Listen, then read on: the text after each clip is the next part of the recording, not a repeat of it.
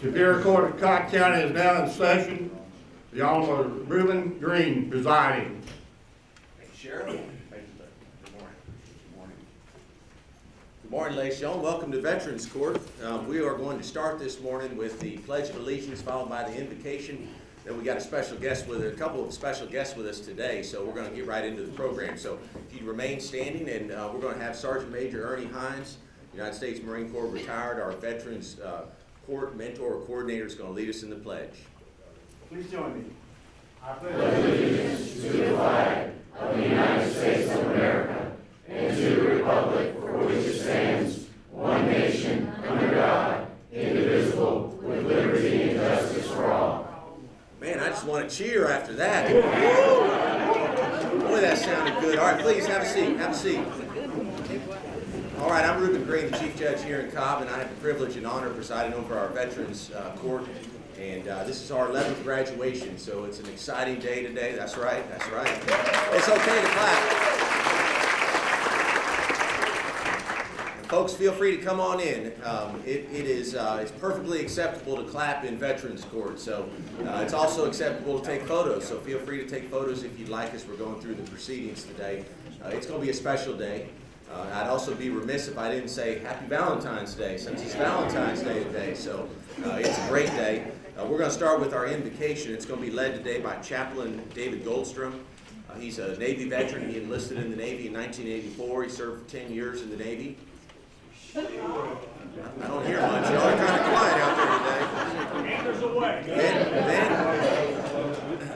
After serving in the Navy, then he decided he wanted to go into the next branch, and so he went into the Army Reserves. It's a little better. We're starting to wake up this morning. That's good. Where he served 10 years. And then he switched to serve as an Army chaplain until 2014. He received his Doctor of Ministry from Erskine Seminary in South Carolina. I hope I pronounced that right. You can tell I'm sometimes not as Southern as I should be. He received his rabbinic ordination in 2001. 2015, he became the chaplain of the Department of Veterans Affairs. He's currently the chief of chaplain services at the Atlanta VA healthcare system. I give you Chaplain Goldstrom.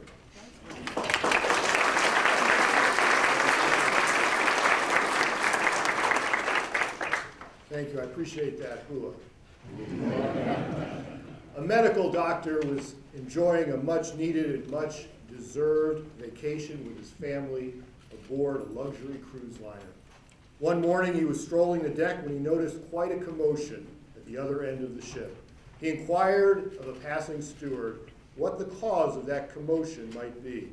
He was told a passenger had been rescued, and doctors were applying artificial respiration. The doctor thought about getting involved, but he reminded himself that he was on vacation, and that anyway, the ship's doctors were probably more than adequate for the situation. Nevertheless, his curiosity drew him. When he was close enough to see what was happening, he recognized the passenger who had fallen overboard was his own son. Immediately, his casual attitude of indifference disappeared, and he was totally involved in everything that was happening. If we could somehow see that all of life's hurting people are part of our family, it would be impossible for us to maintain a casual attitude of indifference. I invite you to join with me in prayer. Lord God, creator and sustainer of all that has meaning in our lives, be with us this morning as we celebrate the accomplishments of this group of veterans in this Veterans Court. We have gathered to recognize and honor them, and the caring people who take care of each other, and to help make the place we work and live a better community. This is a group that makes a difference. O Lord, keep us ever on track, that we may uphold our commitments to you, our friends and families, our veterans, brothers and sisters, and the community that cares enough to create this court and the opportunities it provides. Lord, bless these veterans, this Veterans Court, and all present today. Let us say, Amen. Amen. Thank you, Chaplain. That could not be a better message for this group today. When I look at all my brothers and sisters here that are veterans and the accomplishments these three graduates have had, it's really very special and a perfect message, so thank you very much. Ladies and gentlemen, what an honor it is for us today to have our 83rd governor of the state of Georgia, Governor Brian Kemp, with us today. Governor Kemp's a businessman. That's how he began his professional life, as a businessman, running a business. He's also a husband, a father, and those are things that define him, but he's also a servant leader and a friend to Cobb County. He's here today. He was in Cobb yesterday at Keatron High School. He was here at our Parental Accountability Court graduation. He is someone that really cares about this community, and I think in particular about our veterans, and so it is such an honor to have him here today. He is one of those people that puts other people's needs ahead of his own needs, and I think that's why Georgia's doing so good. That's why Georgia is the #1 place to do business. That's why everybody wants to move to Georgia instead of away from Georgia, because of leadership that Brian Kemp provides to our state. So it is really great to have Governor Kemp, a true servant leader, here with us today, and I welcome Governor Kemp.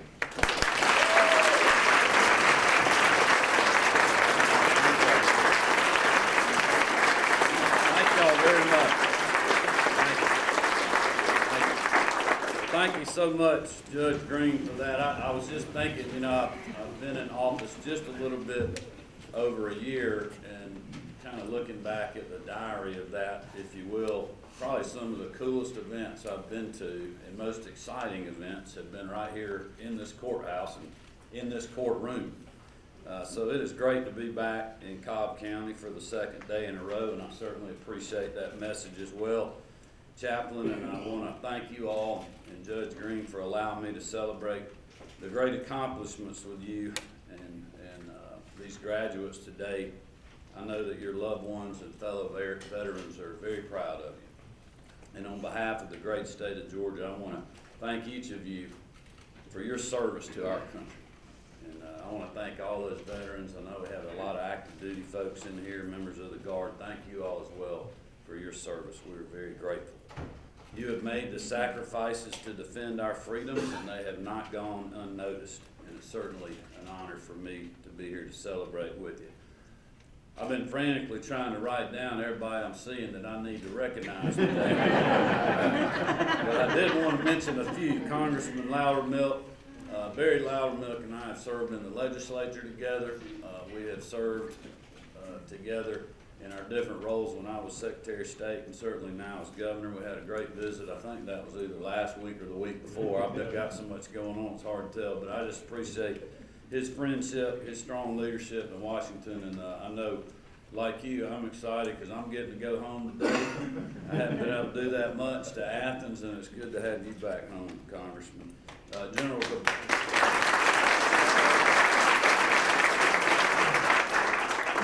General Grabowski and other members of the National Guard, thank you all for what you do every day. I remind people constantly, we still have our men and women from the great state of Georgia and the National Guard serving overseas. So please don't forget to keep them in your thoughts and prayers. Many members of the judiciary have been able to see this morning, District Attorney Joyette Holmes, Sheriff Warren, and I think we owe a big round of applause to all these hard-working law enforcement folks. And thank you for what you do.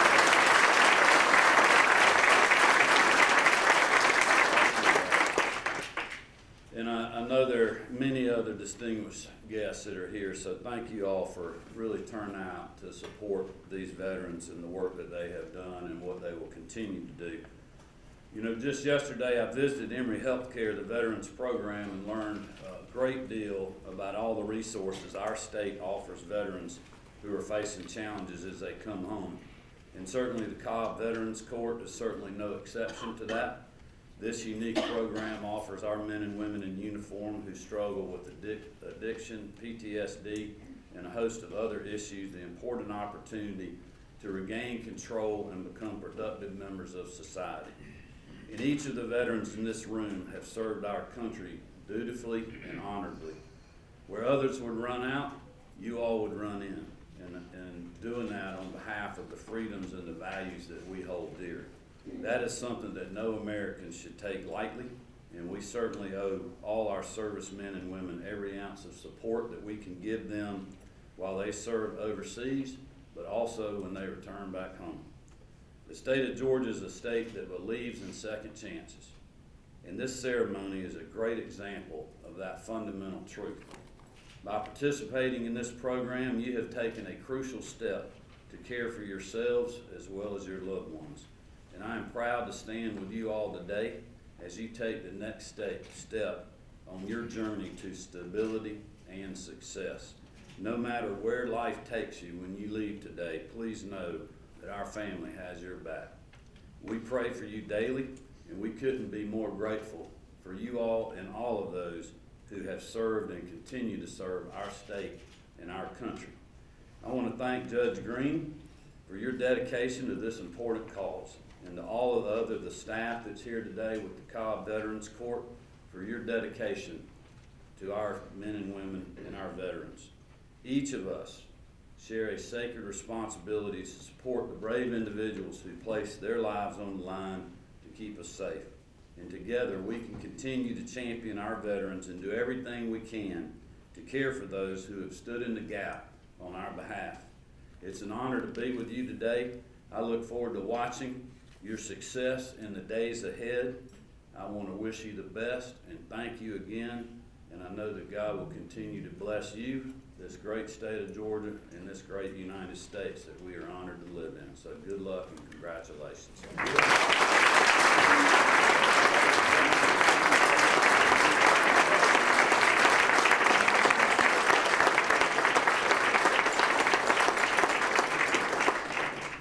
See, the governor obviously has incredible time constraints.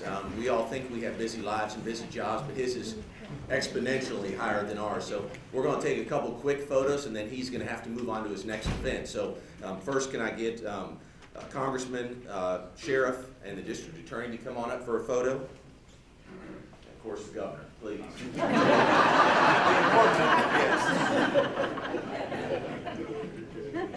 If you get the flags in the back, that'd be great.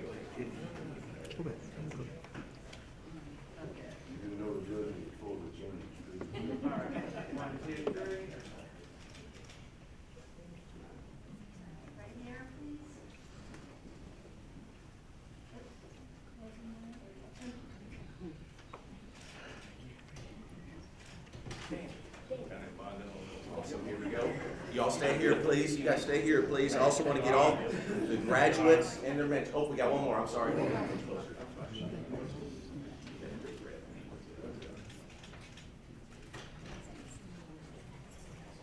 Okay. Let me get also the graduates and their mentors to come on up, please. Y'all are going to have to go way back now in order to fit everybody in, probably.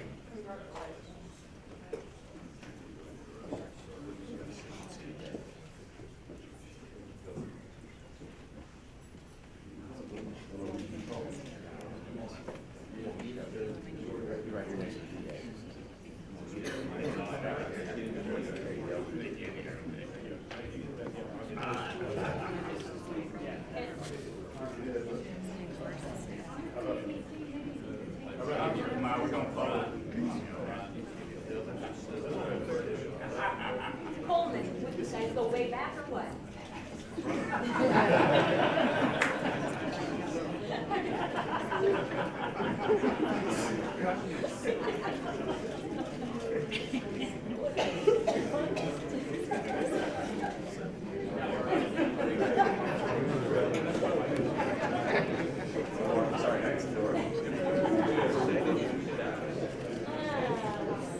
Okay, now we're going to really make it challenging. I want to get all the mentors to come on up too. Seriously, I want y'all to come on up. Let's try. Come on, mentors. Come on.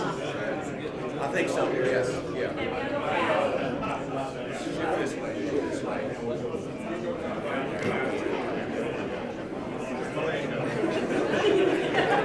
Good morning. How are you? I'm a bit late.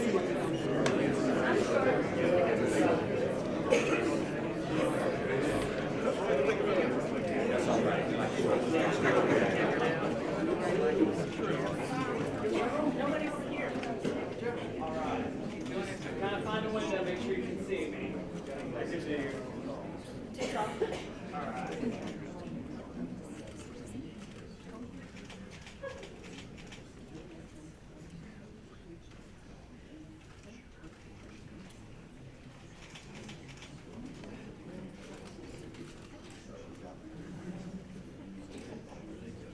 Too funny.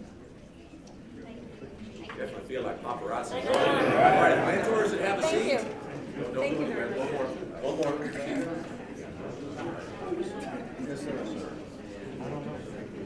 Let me get also the Veterans Court staff. If you're able to come on up, I'd like to get a picture with y'all, please.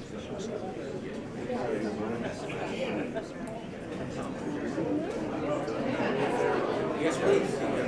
Sheriff, come on. Yeah, graduates, y'all stay up here if you like.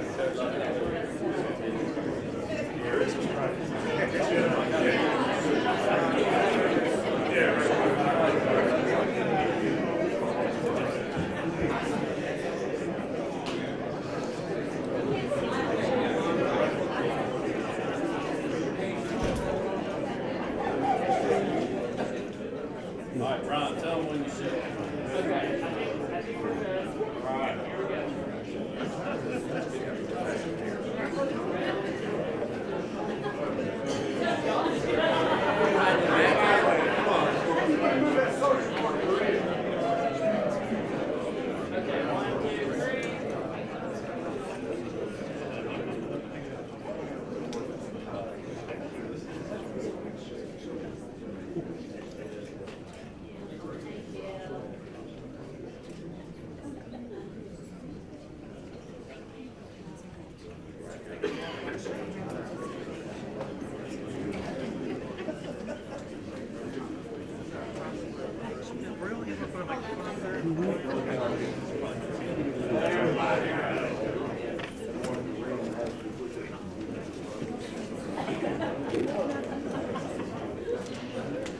I like calisthenics, being a Marine, you know, I like calisthenics, so I had to have everybody get up, stretch their legs a little bit. It's probably good for them to move around a little bit. Next, we're going to have the introduction of the special guest by Tom Sharon, our court administrator. He's buried in the back, so it'll take him a minute to get up here. Tom, you're up.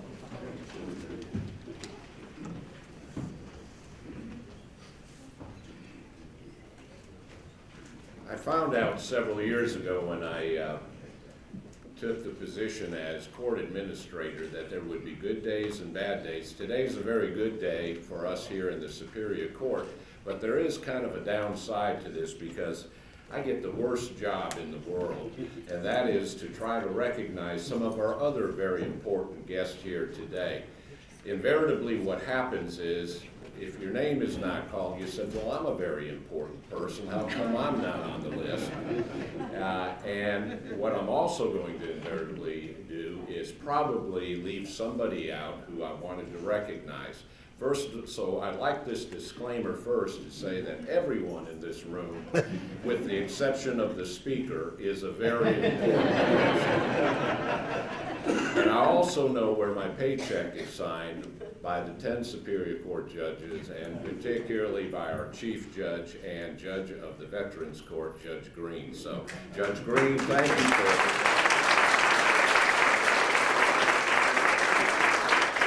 for giving me this weighty responsibility. Okay, of course you already know that that Congressman Barry Loudermilk will be speaking with us in a few moments. Is here today. Congressman Loudermilk works for us on a daily basis in Washington. He has with him Megan Woods, who's one of his staffers. And now I'm going to ask everyone to hold their applause till the end because I do have somewhat of a lengthy list. I want to recognize also State Representative Terry Anulowitz who's here today. Okay. Justice Robert Benham was supposed to be here today. We're going to miss Justice Benham, who's going to be retiring pretty soon, but he always is in our minds and he always tries to get here whenever he can. From the Court of Appeals, I want to recognize Judge Todd Markle and Judge Ken Hodges, an old colleague of mine from many years ago. He's younger looking than I am, but he's on the Court of Appeals now, and we're so proud of him. From the Superior Court, Judge Rob Leonard, Judge Tane Kell, Judge Ann Harris, Judge Mary Staley Clark, Judge Lark Ingram, Judge Steve Schuster, and Judge Kim Childs. and some of our senior superior. Oh, and Judge, see, I knew it, Judge Greg Poole is here today. And I just talked to him a few minutes ago. That's what happens when you get my age, you know. We have two of our senior Superior Court judges with us today, Judge Adele Grubbs and Judge Mike Stoddard, who had to go back upstairs and be on the bench. He's working for us. From the state court, our Chief Judge Carl Bowers, Judge Eric Bruton, Judge Jane Manning, and is Magistrate Judge Brendan Murphy here today. I didn't see Judge Murphy come, but he always tries to be with us as well. From our, yes, Judge Kelly Hill is here from the Magistrates Court, and again, a great supporter of the program and always with us for all of these things. I want to also recognize from our Juvenile Court, Judge Wayne Granis and Judge Corrine West. Of course, District Attorney Holmes, who you recognized just recently, Joyette Holmes, doing a wonderful job in an office that's a little dear to my heart. Of course, Sheriff Neil Warren, who makes it all happen for us, and his Chief Deputy Sonia Allen, and Colonel Nation. Acting Public Safety Director Randy Kreider's with us today. Randy, thanks so much for being with us. I don't see Chairman Boyce, but I want to recognize him. Why is Chairman Mike Boyce always in the back there? I don't know if you all realize, but Chairman Boyce, if I could just take a few minutes, has been so supportive of all of our accountability courts. And of course, this is very near and dear to him because he's a veteran as well. He's been a speaker for our graduations before. Anytime we go to the Board of Commissioners with a request, we know we have, for our veterans or our other accountability courts, we know that Chairman Boyce always has a listening ear, and we appreciate all that you do, Chairman. Appreciate it. I also want to recognize our other commissioner who's very supportive of us. They all are, but particularly this one, Commissioner Joanne Burrell, who's with us today.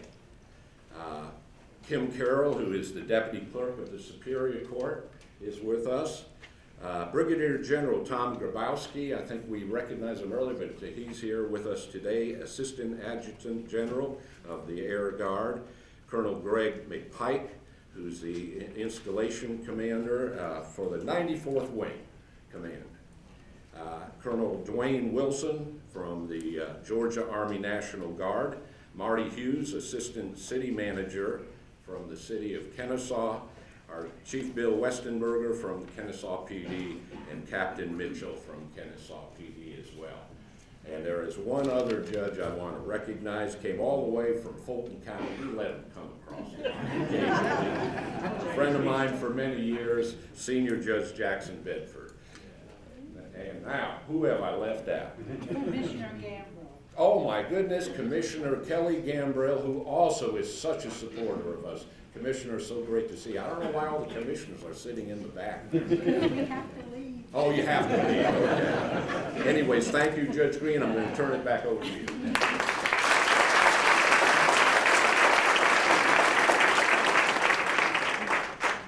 So usually at these graduations, we have one speaker. Today, we're blessed to have two exceptional people. One of them, Congressman Barry Loudermilk. It's always great to see him. He is a veteran like many of us in this room and does a lot for us in Washington, which, as you know, is a difficult environment to be in these days. But he's a Georgia native. He served in the Air Force for 8 years. Prior to getting involved in politics, he was a small business owner. And then he felt called back to service. He felt the calling to give back again and decided first to start in the State House. He was in the State House, then he was in the State Senate, and then he's been in Congress since 2014. I don't think that's how he would define himself, though. I think he would define himself by these next three things. He's married, been married for a long time. He has 3 grown children and 4 grandchildren. I think that's probably more how he would define himself, along with his faith, than the political stuff that he does to earn a paycheck each day. But he is a great supporter of veterans, a great speaker, and it's a privilege to have him with us here today. Congressman Loudermilk.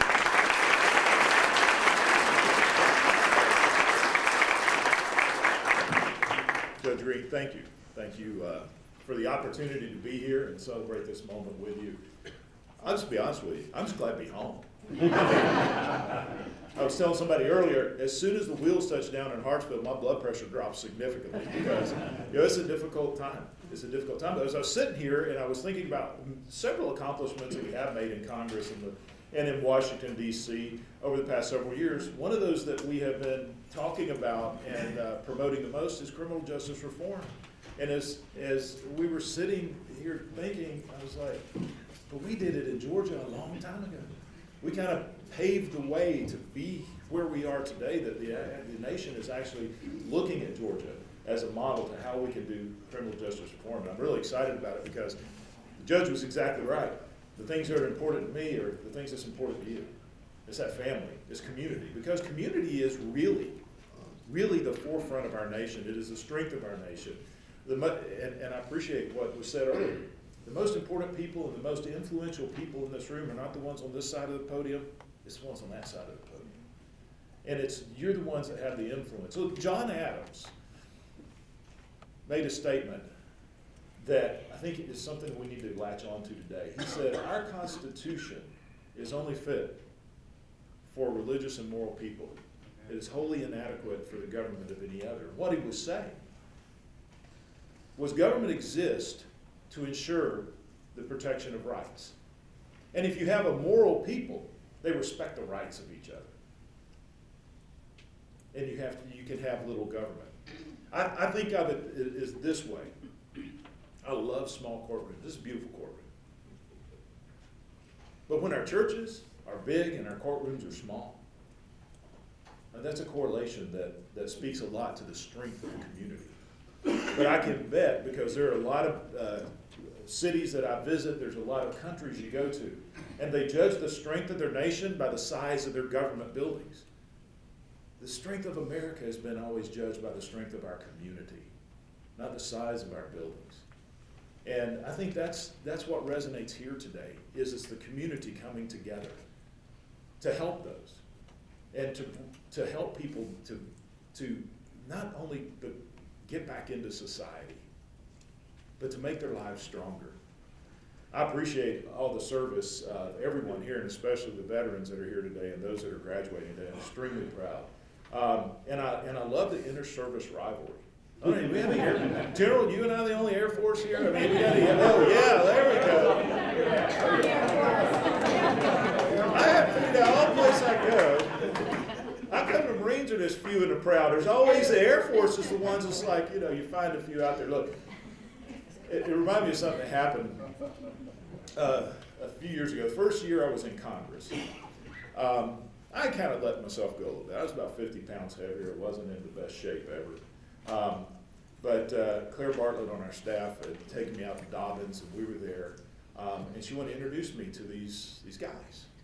Veterans, some were active duty. They were called the Shepherdsmen. And their story was inspirational because what they were doing is not waiting on the government to fix something. They wanted to do it themselves, and they were raising money and awareness to treat PTS and PTSD and traumatic brain injury with veterans. Not just waiting on the VA to decide to get around to doing it, they were going to do it themselves, working with the Shepherd Center here in Atlanta. They were literally running across country from Boston to Atlanta, running, wearing 22 pounds of body armor, representing the 22 veterans a day that commit suicide. It was inspirational. And I don't know about you, have you ever had anything like come out of your mouth and you're just like trying to stop it? That happens to that. Some people tweet that way,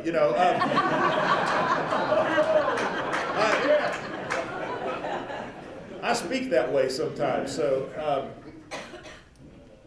I looked at Travis, the guy who was leading it, and he said, look, we're running through Washington, D.C., and the words that came out of my mouth I couldn't stop was, good, let me know, I'll run with you. As soon as I said that, I thought, that was a big mistake. They'll forget about it. They didn't.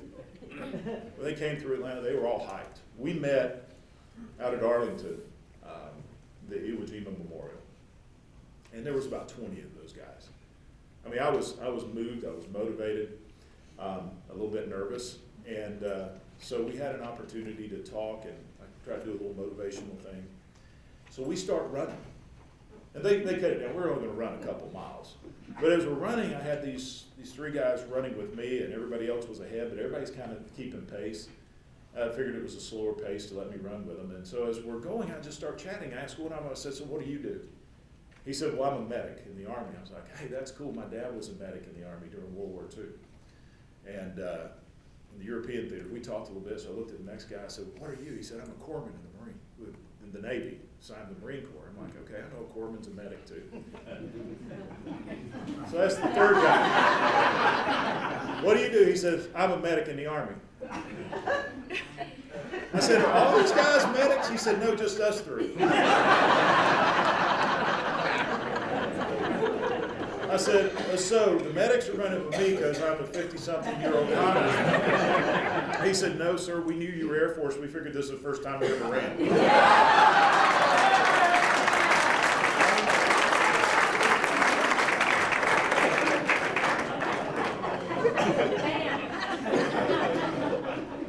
You know, but we became really good friends.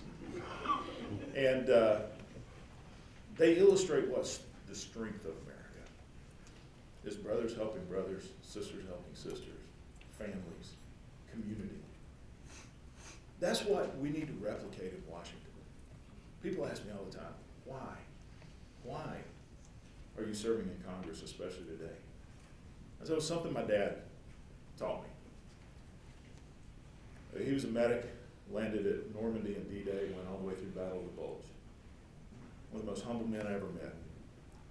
He said, son, if there's something in life you don't like, you've got two choices. You can either do something to change the situation or accept the status quo and go on with your life, but complaining is never going to fix anything. And this whole thing is about stepping up. It's about accountability, but it's also about community. It's about love. It's about loving your neighbor more than yourself. We can never 100% relate to another person because even though you may have gone through something similar, you don't have the exact same life experience as others. But I do feel, even though I've been involved with the PTS relief and working with the VA and helping the Shepherd's Men, I never anticipate I would experience myself. But just real quickly, a little bit about my background. I've been shot at multiple times. I've been run over, been in a train wreck, attempted assassination. That was since I've been in Congress. That wasn't in the military. But I started realizing how that incident, the bullets flying by your head, watching your friends go down in a pool of blood, that movie replays every now and then. And if it wasn't for family, if it wasn't for friends, if it wasn't for community, it wasn't for those folks that experienced it with me or experienced other things. I remember a Navy SEAL contacted me shortly thereafter. He said, man, I just want you to know, we're here for you. A couple of Green Berets came and visited me and said, look, you didn't leave the battlefield. You stayed and helped one of the wounded. We're going to make you an honorary Green Beret. I was part of something. People who've experienced the same thing meant the world to me. And that's why things like this are the things that go to the top priority of our list. And I appreciate the governor being here. I know what his time is like. But this is also refreshing to see that Georgia, Cobb County, our community is taking the lead that the nation can look at. Because I'll leave you with this one last quote, because I think it's very fitting. This was by President James Garfield. His statue is in the rotunda in the Capitol. And one of the quotes that he made that resonates the most with me is, if your Congress is reckless, ignorant, and corrupt, yeah, I see all the heads nodding, yeah. If your government is reckless, ignorant, and corrupt, it's because the people accept recklessness, ignorance, and corruption. What he's saying is, in our government, it all flows from the people. You're ultimately in control. And if there's something that you don't like going on in your community, you've got two choices. You can do something to change the situation. It'll take sacrifice. It'll take effort. It'll take your time. It'll take your money. But if there's something in life you don't like, you got two choices. You can do something to change the situation, or accept the recklessness, the ignorance, and corruption. Just don't complain about it. George, we're doing something about it. And I can't tell you the admiration I have for these graduates, for the mentors, for the court, for our state. I'm proud to be a Georgian, I'm proud to be an American, but I'm more proud just to be part of this family here. God bless you. Pray God bless America, and our prayers and thoughts are with you all. Thank you.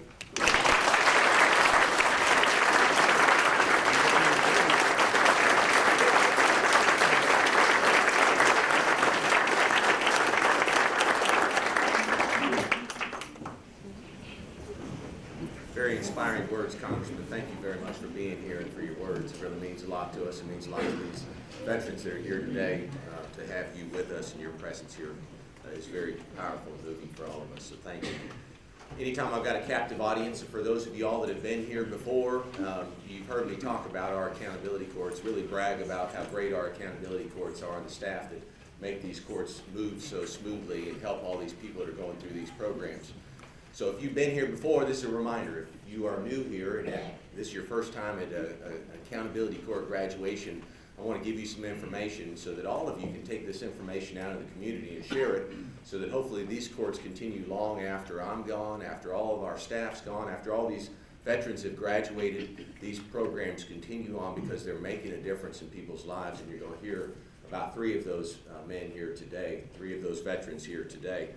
So our court began in 2014, and it's an accountability and treatment court like our other accountability and treatment courts in Cobb. Our first one began about 2002, our drug court by George Krieger, one of our senior judges now. He continues to preside over that court. Literally hundreds and hundreds of lives changed in that court over all those years.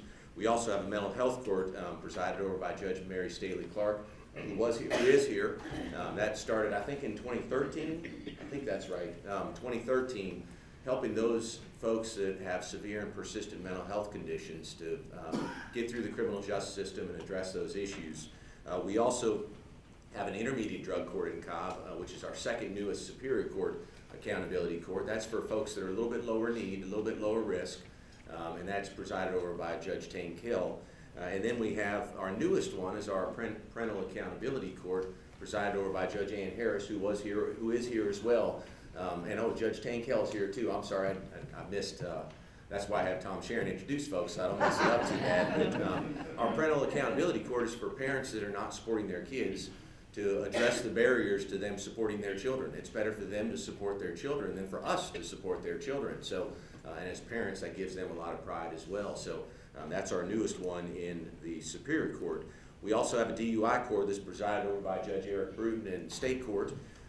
We have a family treatment court led by Juvenile Judge Jeff Hamby. We have a juvenile drug court led by our presiding juvenile court judge, Amber Patterson. The concept of all these courts is the same. It's to treat the underlying issues that cause them to be involved in the criminal justice system. So for most, it's substance use issues. For many, it's mental health issues. For many, it's both. And so if we address those issues, we know recidivism rates go down dramatically, and also we are restoring lives, not just their lives, but hopefully their families' lives. And like I said, you're going to hear about that today, the difference that it is making. Veterans Court is a minimum 18-month program. They have to all volunteer. It's not like I'm going to force them and order them to go. If they don't want the treatment, if they're not ready for the treatment, they're not ready for the accountability court. They can go the regular criminal justice route if that's what they choose. But if they volunteer like they did when they enlisted or became officers in the military, then we work to address the obstacles that are preventing them from succeeding. And it really is, I think for all of my staff that works with them every single day, I think it's one of the most inspiring things we get to do. And to see these graduations, if you're not tearing up or laughing hysterically before this is done, we need to check your heart on the way out. We'll give you a piece of cake or something to get it going. So, but all of these folks, in order to be involved in the criminal justice system, obviously are charged with a crime. We don't accept the most serious crimes, what we call the 7 deadly sins, the murders, the armed robberies, kidnappings, those types of offenses. But we do take everything from drugs and thefts all the way up to aggravated assaults, folks that are involved in the system. Like I said, they're all veterans. They have to have some issue that we're treating whether that be mental health, like post-traumatic stress is the most common, or substance use issues, another one of the most common issues that we're addressing. They have to have those issues. They have to be willing to change and want to come into the program. And if they do, we work with them and do everything we can to help them overcome those obstacles and succeed in the program. Right now, we've got 20 participants in the program that are currently in. We've got 5 more in screening to see if they're a good fit for us and that they want to come into the program. And hopefully we'll get them in soon, since we're having 3 graduate today. We've got 28 mentors. The mentors are volunteer veterans from our community that volunteer their time to come and help the participants, veterans, go through the program. And then we've had 36 graduates so far in the program, with 3 more graduating today. We can't do this, we can't help them overcome their obstacles without the treatment team. They're the ones that do all the work. They're the ones that work with the participants day in and day out to overcome those obstacles to their success. Our treatment team consists, of course, of the court, the judge. It has the treatment professionals, prosecution, defense, the sheriff, probation, and veteran mentors. We have a great relationship with the VA and a Veterans Justice Outreach Specialist, VJO for short. We always have acronyms in the military, and also in Veterans Court. And so our VJO also participates in that. And then we have WorkSource Cobb, which helps with employment issues for our veterans. All of us come together every single morning before we come into court. So Friday mornings at 8, we meet, we talk about the participants, what they need, what they're doing well, what they're struggling with, how we address those challenges. We do that, and then we come into court at 9 o'clock every Friday. It's open to anybody. You're always welcome to come watch. You can always check with my office to make sure we meet. Sometimes we don't meet on holidays and things like that, so just double check, but we'd love to have you come join us. If you're one of the treatment team, if you'd please rise so we can recognize you and thank you for all you're doing for our participants.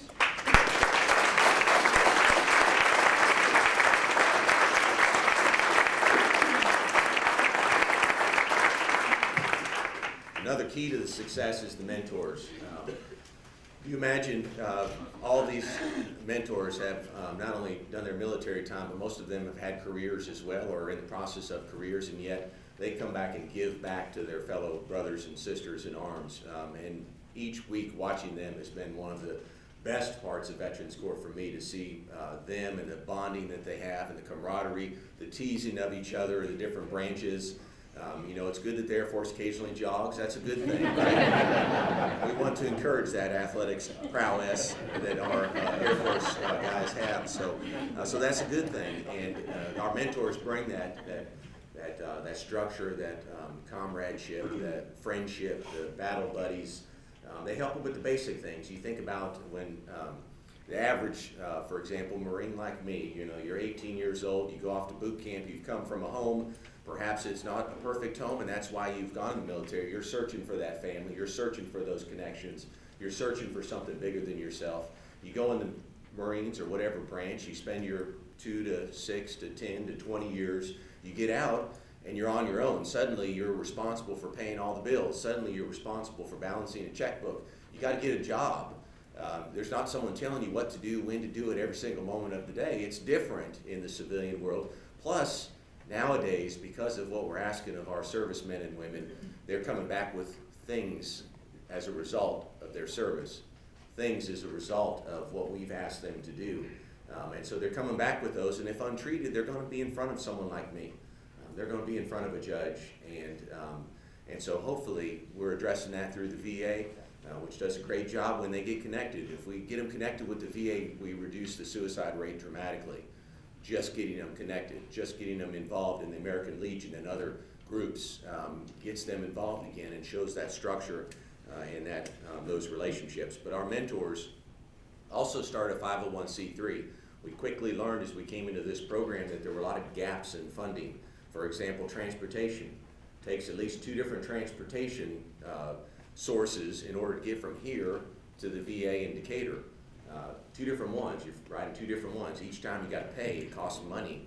It takes about 2 hours on a good day to get from here to there on public transportation, and that costs money. And so we learned there were gaps in funding, transportation being one of them. So our mentors under General David Bockel started a 501c3, we call it the Bravo Victor Fund, which stands for Brave Veteran. And that fills those gaps when we need it. It could be the transportation, it could be bereavements when they've lost a battle buddy and they want to travel to be at the services for that battle buddy. It could be any number of things, but it allows us to fill those gaps, and it's been a huge success for our participants. If you are one of our mentors in the program, if you'd please rise so we can thank you for your service as well, please.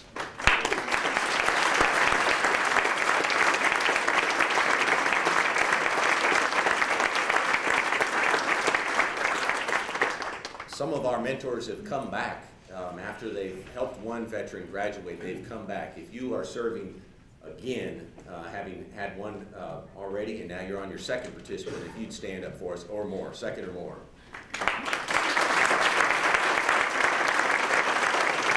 Please stay standing. If you're on your third, please stay standing.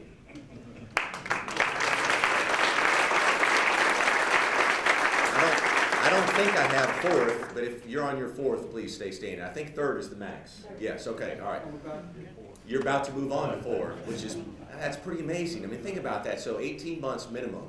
So most of them, it's closer to 2 years. So if you're on your third, it means you've been in this program almost since the beginning. Really, they keep coming back, which is incredible. And I'm so grateful for each of them, all of our mentors. They really make a huge difference. All right, enough of my chatting. Okay, here's what we really came here for, to hear about these three great men and their service and their experiences. What I'd like to do, if Congressman, if you'll do it, I'd love for you to hand out the certificate when they come up, and then we'll all sit down. They'll talk with us a little bit. What we're going to do is we're going to have the graduates come up one at a time, and as they come up with their mentor, they will perhaps say a few words. Their mentor may say a few words, and then we want to open it up to the community that we've been talking about here today. So if you're a family member, if you're a sponsor, if you're one of the other people involved in the program, and this graduate has helped you or done something for you, or you've seen life changing, then feel free to stand up and say something. We want to always recognize family and friends, the other people that are supporting us as we're going through this program. These three guys have really come a long way in our program. Between them, they have nearly 29 years of military service. 2 of them served on active duty in the Army. 1 was a Marine, but I guess the Marines determined he was too smart. And so he transitioned into the National Guard and then spent many, many years in the National Guard. Each of these men will have the opportunity, like I said, to address you, and then the family members and other folks will address you as well. So Caitlin Parker is our coordinator. She's going to sort of introduce you to them, and then hopefully the congressman will hand them a certificate. I'm going to give them something else as well, a coin for their service as well. So, Ms. Parker, if you'll come on up.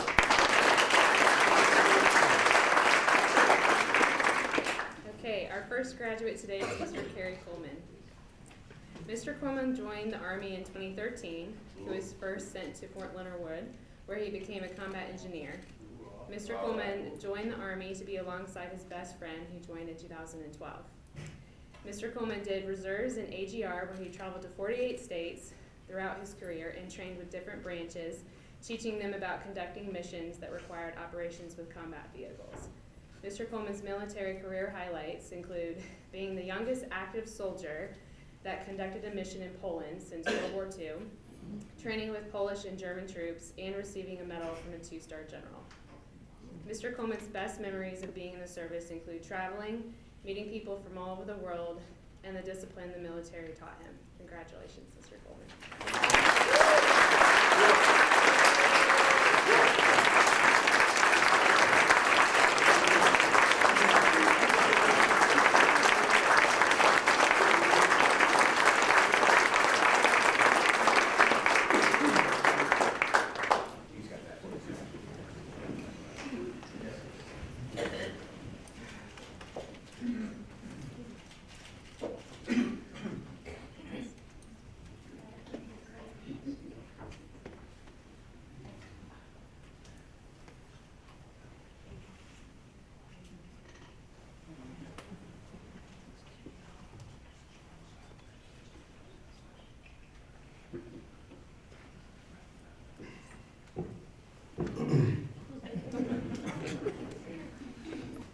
Made it.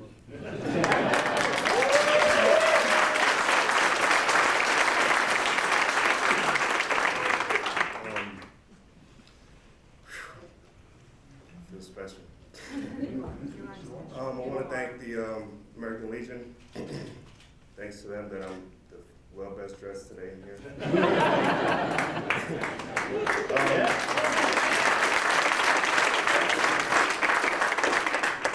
Please don't start crying, Gunny. I saw them in my eye. It's a tear. It's been a long journey. It's been actually 21 months from today. Today is my 21 month of sobriety.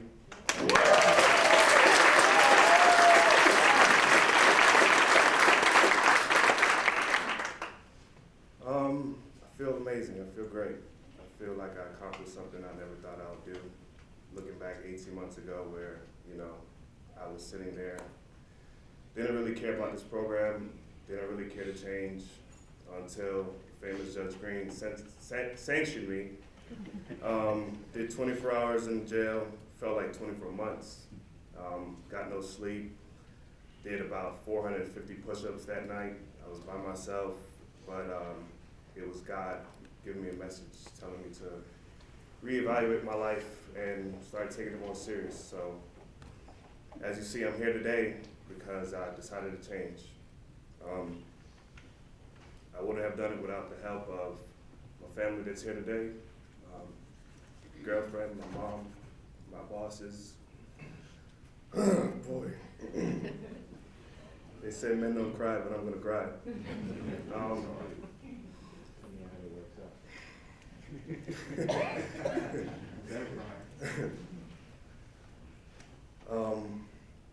I'm thankful. I want to thank, great special thanks to my sponsors in the back, Jonathan Williams, would you please stand?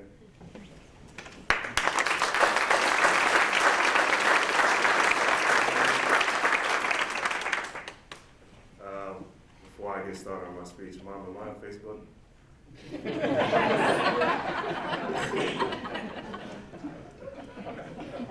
So Jonathan Williams helped me in the very beginning. We met a few times.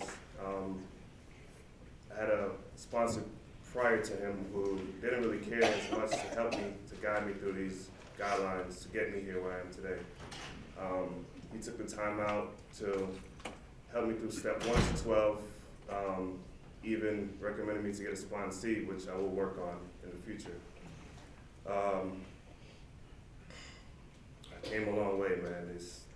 From day one,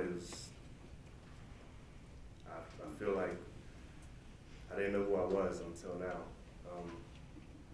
I needed help with my anger, my depression, my anxiety, and this program has got me through it all. From phase 1, where I sat into meetings with Conrad at 5 o'clock on Mondays, sitting there, so nonchalant on everything that was going on and that was said to me, to phase 4, where I actually talked to God and God talked back and told me, you're gonna make it. So here I am today, thankful. Special thanks to my mother, who from day 1, from the age of 5, gave me guidelines and I followed them, but kind of messed up as I grew up. Got off track, hung out with the wrong crew, and I lost myself. In this program, I've learned who to value more, the friends that are not friends, and those that really care about me. Special thanks to my girlfriend who's been with me every step of the way, Sarah, would you please stand?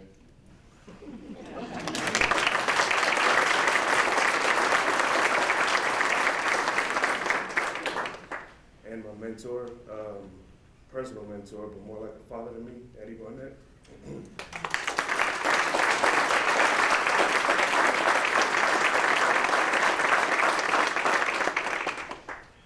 And of course, his wife, Angie Barnett.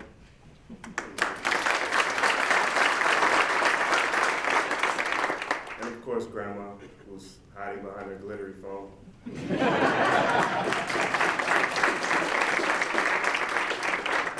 And my older brother, who, always told me how it was. Would you please stand? That's Joseph Cobb. these are the most important people in my life today, who's helped me get through this program. This was very difficult for me. I wish my lawyer was here. She's not here today. She's not feeling very well, but she did a great job dealing with VA and dealing with the Veterans Court staff to actually get me into this program. So I'm very thankful for it all. Judge Green, the next time you see me will be to visit you.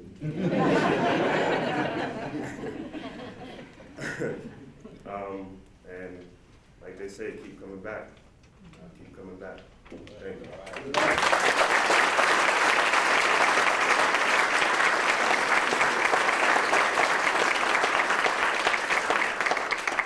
I'm standing in for Colonel Gary Stroud, who was the mentor for this fine young man. This is his third young man. His first is sitting here as well. What we've learned over our time working with this program is that we learn more from these folks we work with, perhaps, than we do them. We learned that they can change. There was one violation, one sanction, and then straight road to where you are today. Gary is unbelievably proud of you and wishes he could have been here.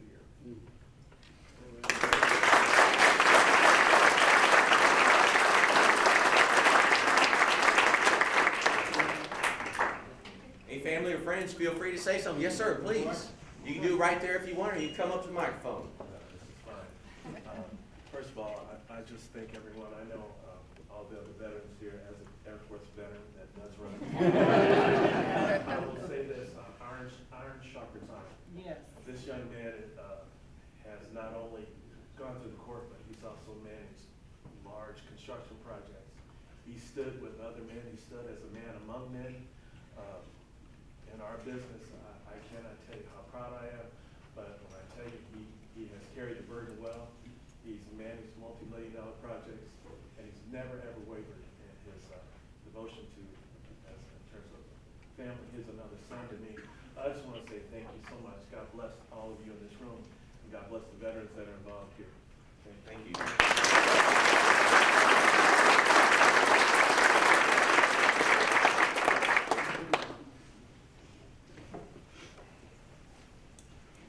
Okay, our next graduate today is Mr. Akim Lomax. Mr. Lomax was in the United States Marine Corps from 1997 through 2008. He was with the Arkansas Army National Guard from 2008 through 2012 and the Georgia Army National Guard from 2012 through 2017. Mr. Lomax discharged from the Marine Corps in May 2008 to pursue graduate school and retired from the Georgia Army National Guard as a Master Sergeant in November 2017. Mr. Lomax chose the Marine Corps because of its rich traditions and unique war tactics. Mr. Lomax's first entry training was at MCRD in San Diego, California. And his first duty assignment was with the Marine Wing Support Squadron. A few military career highlights and campaigns Mr. Lomax took part of include Operation Phantom Fury in 2004, Operation Holy Grail in 2006, Tandem Trust in Australia in 2002, Cobra Gold in Thailand in 2000, Bright Star in Egypt in 2000, and 2 tours of embassy duty. Some of Mr. Lomax's best memories of being in the service include graduating Marine Corps basic training, graduating Marine Security Guard School, returning home from 3 combat tours, achieving the rank of Master Sergeant, and lastly, when his son decided to follow in his footsteps and join the military. Congratulations, Mr. Lomax.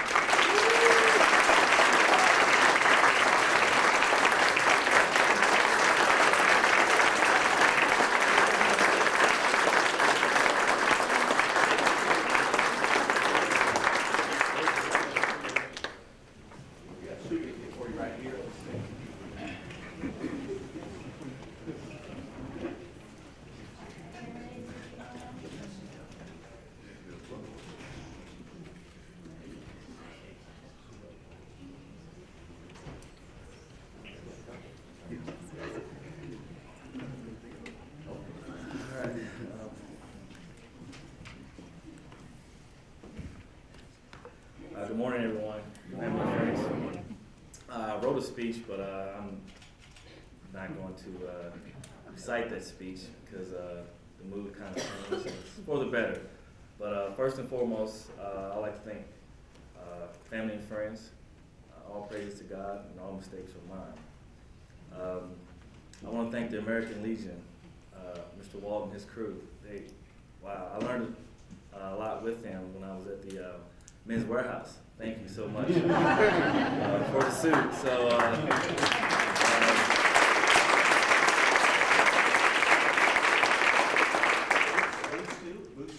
no boots. Also, is anyone here from McKenna Farms? Yes, I would like to thank the ladies from McKenna Farms. I'll tell you guys what, this has really been instrumental to my recovery as well as my mental health. Working with horses, it really brought me around. So if you guys will please stand, please give the guys a round of applause.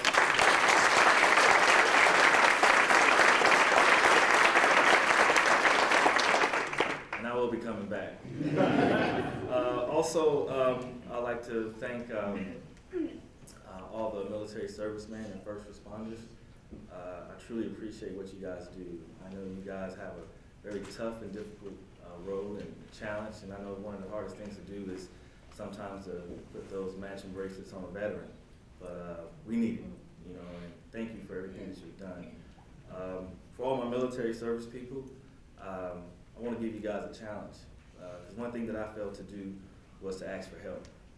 When you have a soldier, Marine, Airman, Sailor that's in dire need, don't shut the door on them, all right? Excuse me, I'm a little emotional because it happened to me, but it's also bittersweet. It was a good thing, but it was the best thing that could have happened. So if you have a soldier under your leadership, take care of them, because this disease is real. So thank you for being here. Also, I'd like to thank my fellow veterans that's going through the program. You guys have been awesome. You guys are big brothers to me, little brothers. We've had our fights, we had our ups, and we had our downs. But you guys are truly the unsung heroes. And just hold the line and do something great every day. Stay positive, because you guys are really special to me. I'm going to miss you guys. But I'll always be here. For the Veterans Treatment Court staff, gosh, Mrs. Parker, it's been a long ride. I remember when you met me, I was incarcerated and I was a little bit non-respondent. Didn't want to really hear anything what no one had to say because I really was still in shock and didn't really understand why I was in the situation that I was in. So thank you for being patient with me. Thank you. And you truly are wonderful. And I love you for that. And roll tide. Roll tide. Miss Andrade, I really thank you for picking me up. I was happy that day you came and got me out of jail and took me to the VA domiciliary. And for you guys that don't know, the VA domiciliary is a homeless program. I was going through a divorce and I didn't have anywhere to go. So the judge and his staff gave me a place to go, and I'm forever grateful because that's when my life transformed. And also, Congressman Loudermilk, it took me almost 8 months to get my retirement, but when I called your office, I had my retirement within a week. So, thank you.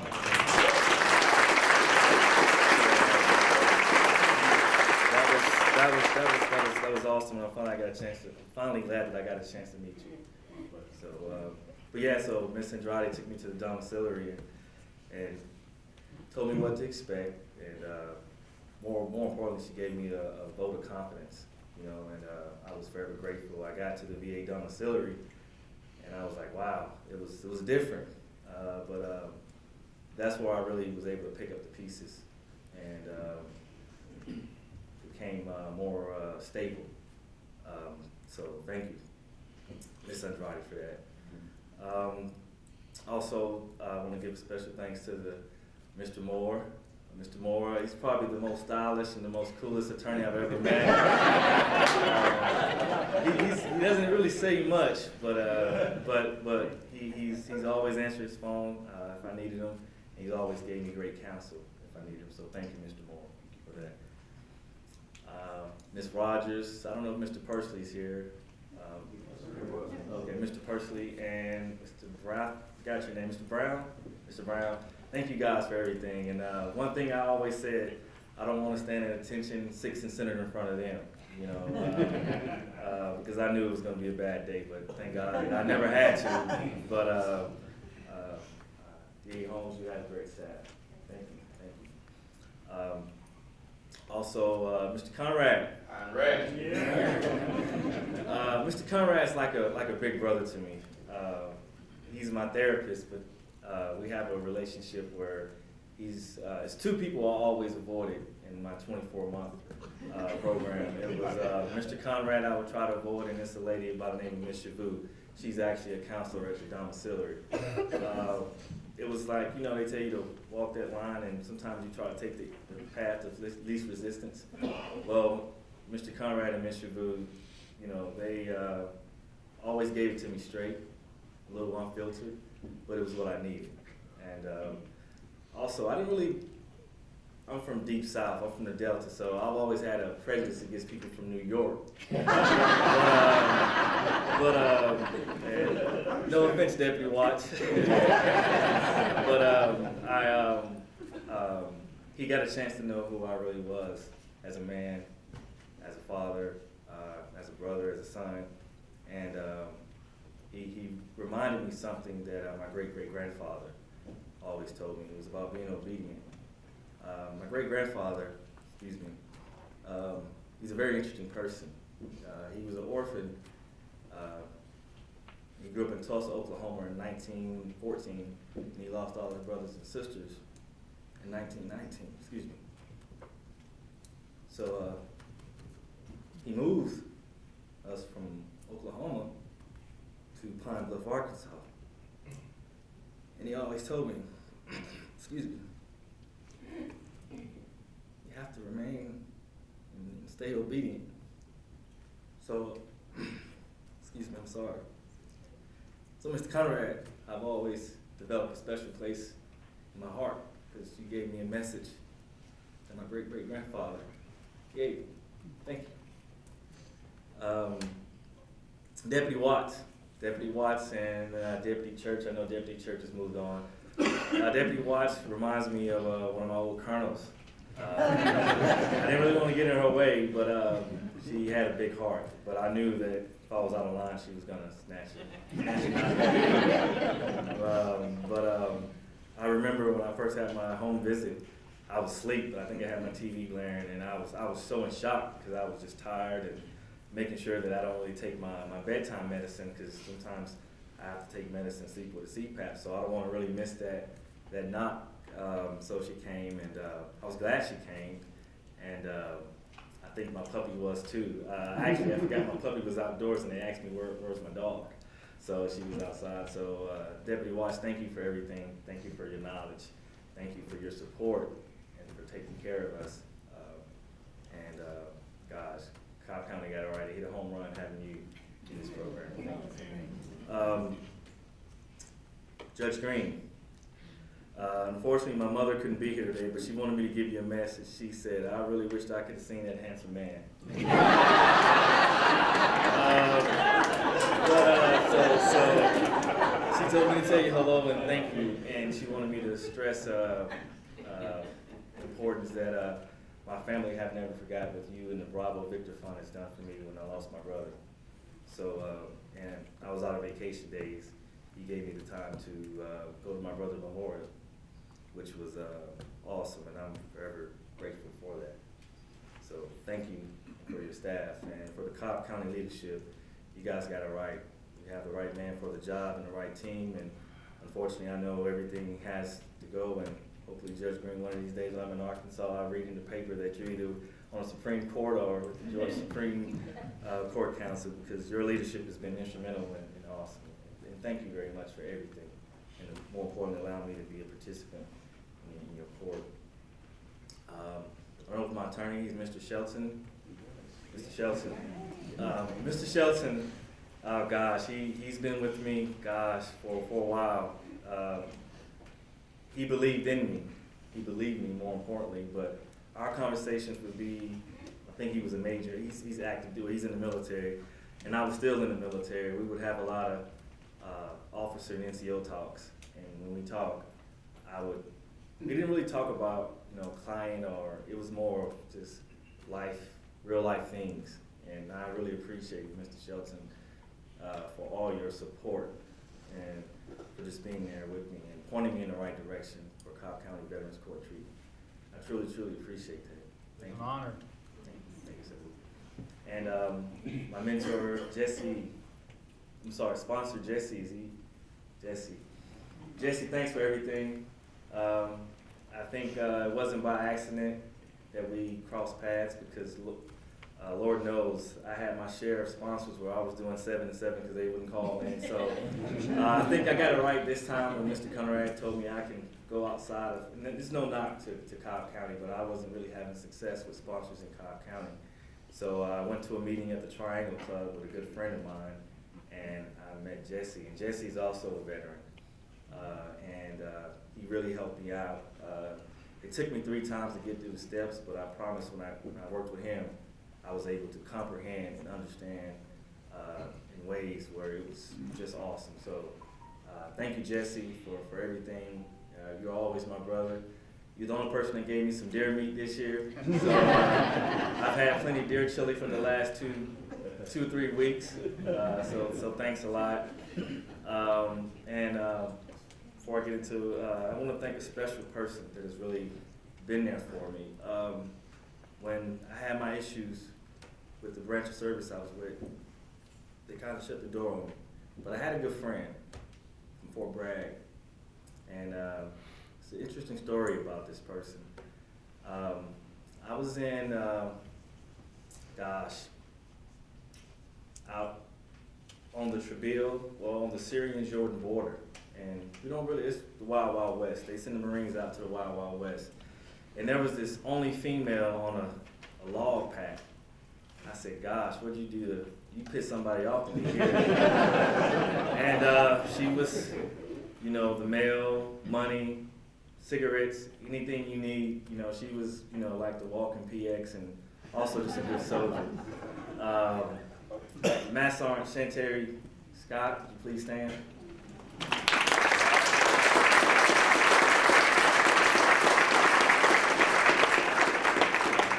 Thank you everything, Master Sergeant Scott.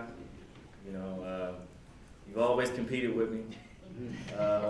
The one thing I admire and I envy about you, I really respect the fact that you were always, there for me. I don't have any family here in Georgia, and if I needed a hot meal, if I needed a plane ticket to go home, whether it was the last minute, you were like my Bravo Victor Fine, but you did it because you took care of soldiers. And thank you for, everything you've done.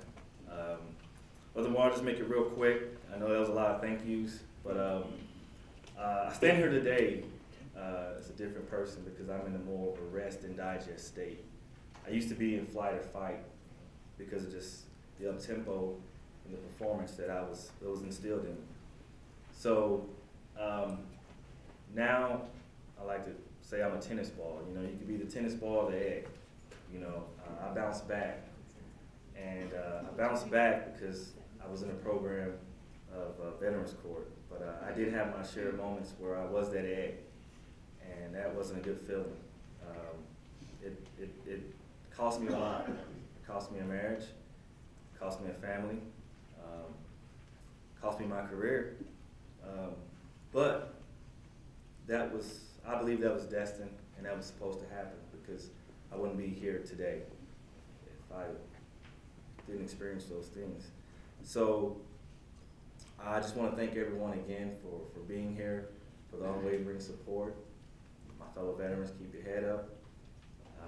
Most importantly, I got one of the best mentors that anyone could ever ask for. His name is Dan Hodrick, but I call him Chuck Norris. With Dan, sometimes you gotta brace yourself. I could be in the middle of a VA appointment, and I don't even have time to tell him I'm in an appointment, and it's a 45-minute conversation. So I have to go back to the appointment. But Dan, thank you and your wife for everything. you and Mr. Tiggs, I remember you guys came and helped me move, and I remember the bond that we had. So thank you, Dan, and don't be a stranger. I won't be a stranger. You are very important to me and my family. Thank you for everything. That's all I have. Thank you.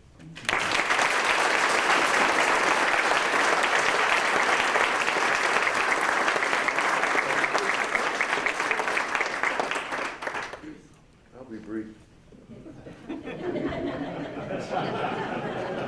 Words are all used up.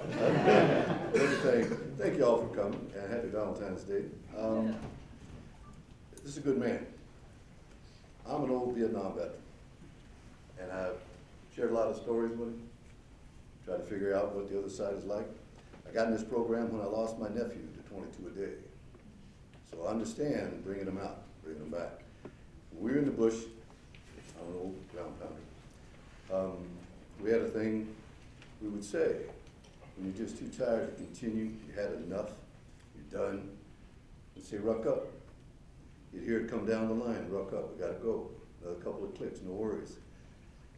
In this young man's career, I think they say don't drop your pack. These veterans who are going after the second round, they stumble. And through the grace of this court, the all good people, they get a second chance to becoming a human being and getting their lives back. Voting, being a part of society without the record hanging on. You guys coming up through the ranks, you got a great opportunity, I'm telling you. We're here for you, we got you 6, it's not a problem. Don't drop your pack, yeah?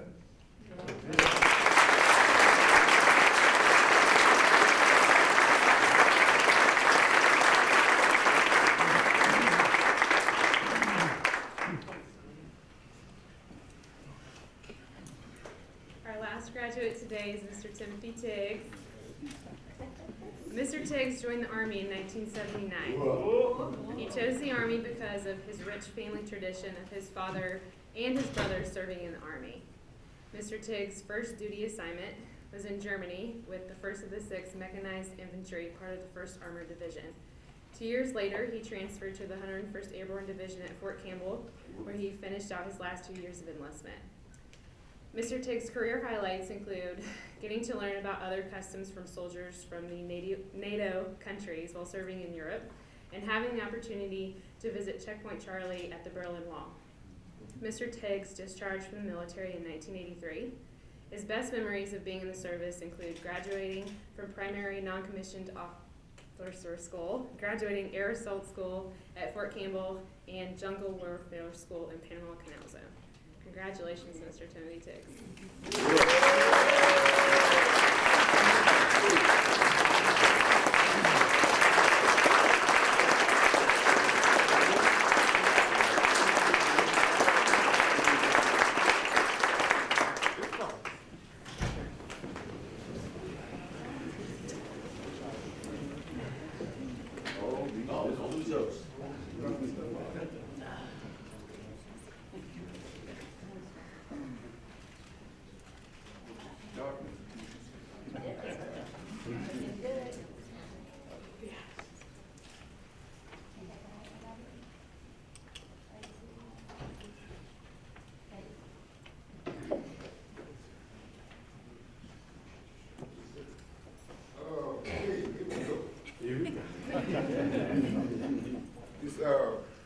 I'm an older guy, so I had to bring some notes. I'm not But first of all, I want to thank everyone that came to support the graduates today and the guys still in the program. I want to thank Judge Green and the Veterans Court staff and for all they done for me. I'm not gonna go through everybody because Longman's kind of handled that. Took care of that.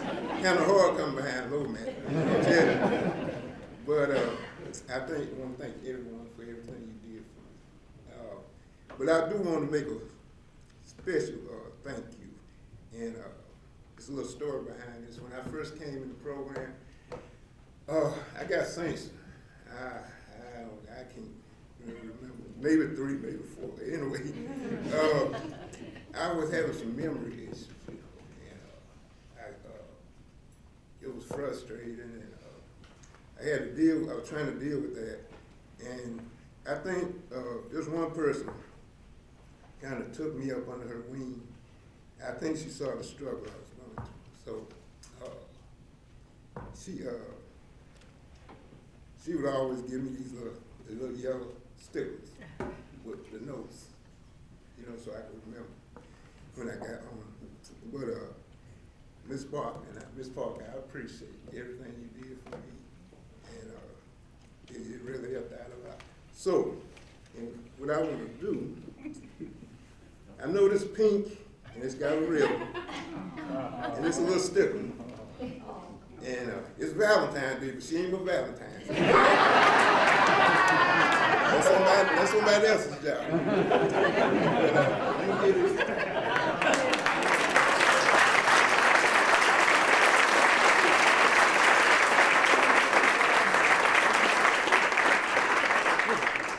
Okay, thank you. I want to do a special thank you to Governor Kemp, even though he's gone. Congressman Loudermilk, just like Mr. Lomas, I came to your office. I was struggling trying to get my percentage raised. At that time, I was like 40%, but I went through your office, and now 80%. So I really appreciate it. Okay, my mama. Hey, Miss Mabel. I love you, Mama.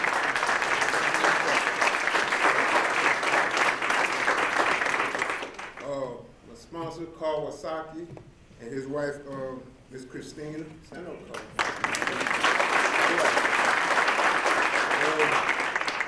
My mentor, Mr. Stanley Michelle. Stanley was one of the kind of guys where, I get pissed off about something, and I call him, and I'm looking for Stanley to say, yeah, man, you're right. And Stanley would be like, man, lay down and get over it, think about it, and call me back tomorrow.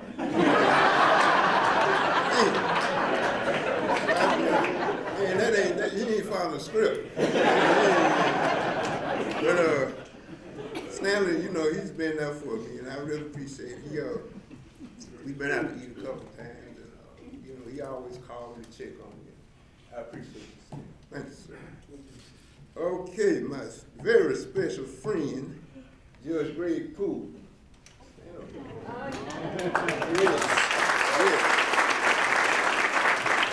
I got another story, but me and Judge Cobb started the first grade together. And, went through 12 years of school. Graduated from Merida High, Blue Devils. Yes, sir. And when I first saw Greg, Greg stood in for Judge Green one day, and when I saw him, it just really blowed me because he was my best friend. Yeah. And when the school I went to, wasn't really African American. I think might have been 2 African Americans in my first grade class. And Greg, he welcomed me, man. He made me feel like, I was part of the class. We played football. You remember our undefeated year? Undefeated football, yes, sir. And but he was just a great guy to know, and I'm glad to know him. And, maybe one day, I can come and visit your courtroom, sit in with you. Anytime. Now, officially, that's Greg, Judge Cobb, but he's gonna always be Greg to me. That's how it's gonna be. But I guess basically what I want to say today is when I first came in this program, I didn't really know if I wanted to be here, even though I asked for it. And I kind of felt like, it's a strict program, they hold you to be accountable for your actions. And for me, I hadn't had any kind of accountability for a long time. I've been on a long ride with drugs and alcohol, so accountability wasn't part of my life. So coming here is something I had to get used to again. Like I told the staff, I can't say I never had it because I got it for the first 18 years of my life through my mom. You know, there was definitely some accountability there. Yeah, so I went back. When I went into service, you know, I already had it in me because of my mom. So, you know, the Army just kind of strengthened it. And so I can't never say I never had it. I just lost it for a while. But coming here to this program, kind of woke it up, woke those values up in me. I can remember when I didn't want to be here when I found out all the rules and stuff. And it kind of reminded me when I first got off that bus at Fort Benning, Georgia, like 3 o'clock in the morning, and the drill sergeant was screaming. And I asked myself the same question I asked when I came here, man, what the hell you done got yourself? Yeah.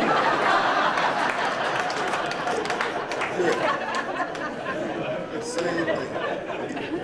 But it's been good. It's been good. It's been a great ride. You know, I had some ups and some downs, but all in all, you know, it's helped me a lot. And you know, somebody would told me before I came in this program that Tim, you was gonna be in February 2020, you will be clean and sober, gainfully employed with a federal job, paying your bills on time, being responsible. I probably would have asked that person, man, what kind of liquor you drink? Back then, I couldn't see it. I was in some dark. I had some real dark days back then. So, and I just didn't really see. I couldn't see this. And I just thank God, you know, that I had the opportunity to do this. And for the guys, you know, in the group, my fellow veterans, take this program, man, and, you know, get out of it what you can, get everything out of it that you can. I did like I've been down the road, I've been to prison 3 times because of my addiction. And back then, this program wasn't around. So it was, when you messed up, it was straight to prison, you know, and I did it 3 times. And so for the guys who, this is your first time, man, you're blessed because I wish this program was around when I first caught my first charge, and it probably would have saved me a lot of bus trips. I'm sure. But, you know, we all got to go through our own fire, you know, and I'm just glad I came out the way I am now, came out on top, you know. I think that covers everything, and thank everybody for being here.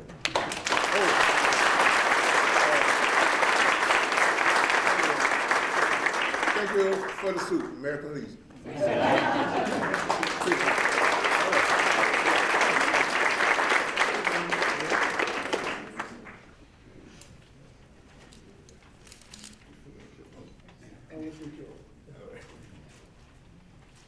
Good morning, everyone. It is a great pleasure and honor for me to congratulate Tim today. I mean, personally, I have issues with that. I did not know whether he could make it with him when we first started. But he came to me one time and said, Stan, don't worry, I'm going to make it. And I said, if you're willing to work hard, I'll be right behind you. Now, there are 3 issues, 3 principles that I noticed in him that worked for him. Trust, dedication, and courage. He trusted himself, not me. He trusted himself first.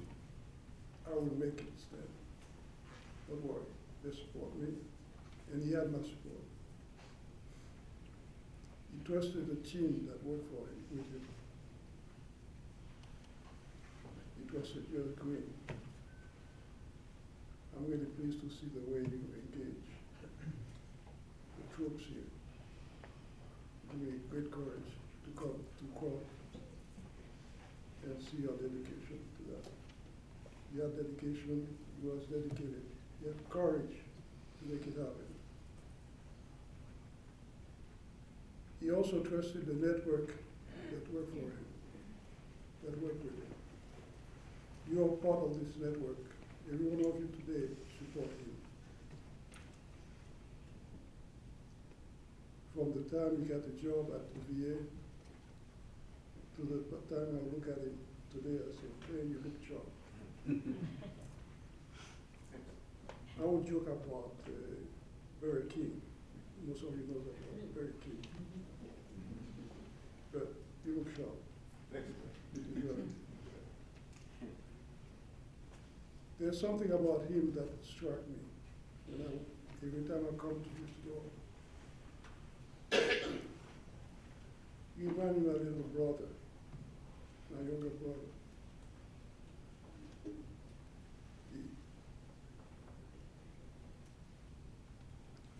He was discharged from Air Force, and at the same time he was discharged, he got himself a drug problem. To this day, the family been working on to help him. To me, he was my little brother that I need to help. And I appreciate you giving me that opportunity. Thank you, guys.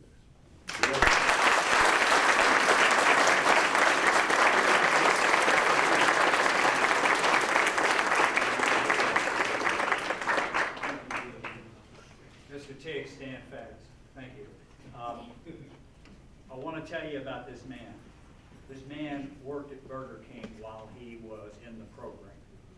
All right, and so I went and checked it out because he would come to court with his Burger King shirt on, and then the judge would call him up, and he'd stand up, tuck his shirt in, because you can't have your shirt out in court, or you're going to be doing lots of push-ups. So I went to the Burger King a couple times and talked to the shift manager and said, you know, what do you know about this young man here, Mr. Tiggs? And they just lit up. They just loved that he was there. And so I'm thinking, okay, he works at Burger King, so he must be doing the burgers or the Cokes or something like that. No, Mr. Tiggs is the outside man. Now, those of you who've worked in fast food, you know the outside, that can get really, really cruddy and ugly. And it was, as we used to say in the younger days of the military, spit shine and double time. It was immaculate out back. You could eat out back. And so I used to go by and see that, and I admire his courage that no matter what it is, he is going to do it, and you're going to succeed. And you go by the Burger King now, don't be eating now.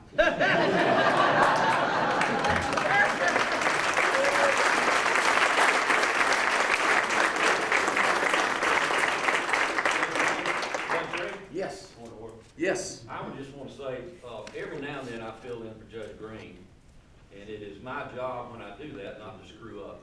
Because handsome man that he might be. Never gonna live that he down. would chase me down and get me if I messed up, so I just try not to do anything. And when I saw Tim that day, which had been about a half a year ago, maybe, Tim, or something like that, I hadn't seen you in years. And so I just try not to mess up. But afterwards, you and I went to his jury room and talked for probably 20 minutes and caught up, and you told me some of the problems that you've been through, and I said, well, Tim, you're going to make it through this program because I know your character. And I said, I'll be there, you know, when the time comes, and I'm here, I'm proud of you, and I'll always be here. Thank you.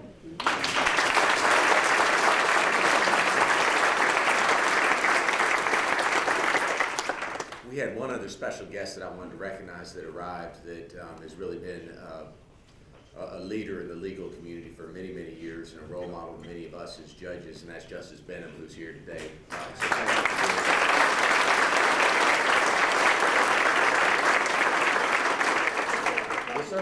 Sure.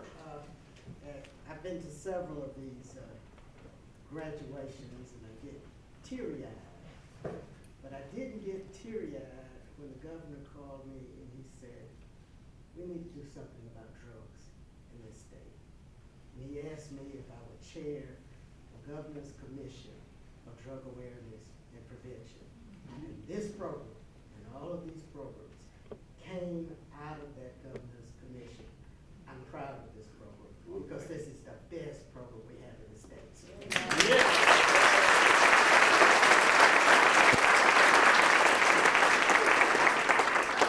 Is anybody here from Chicken Salad Chick? Yes, sir. You are here, okay, so I heard a rumor that you all wanted to do something for our graduates, is that right? I hate to put you on the spot, but would you mind just saying what you want to do for them? Well, I was gonna do it in private. I'd rather have you do it right now if you would. You're my friend. Here are these wonderful young You're all in the front row right So here. this is a gift certificate for $100 for each of you. Oh.